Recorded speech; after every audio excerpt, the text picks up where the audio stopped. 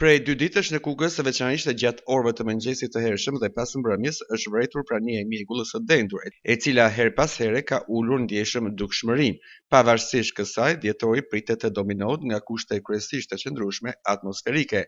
Sipas shërbimit meteorologjik shqiptar, pjesa më e madhe e muajit do të shoqërohet me temperatura mbi mesatare sezonale dhe mungesë reshësh deri rreth datave 17 deri në 18 dhjetor.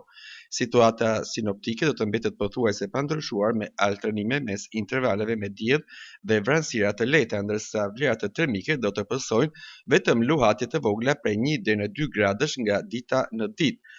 Deri në 20 ditëshin e parë, moti parashikohet të jetë mjaft i favorshëm dhe komod për këtë periudhë të vitit. Për sa i përket reshjeve, nga Meteoal bëhet të ditur se nuk ka sinjale për ndryshime të menjëhershme deri në mesin e muajit, ndërsa pas datave 17-18 dhjetor pritet një rritje graduale e paqëndrueshmërisë atmosferike në Kukës. Aktivizimi më i ndjeshëm i motit pritet në 10 ditëshin e fundit të dhjetorit, një periudhë që përkon edhe me festat e fundvitit, duke krijuar kushte për reshje shiu e dëbore rreth datave 20 dhe 24 dhjetor.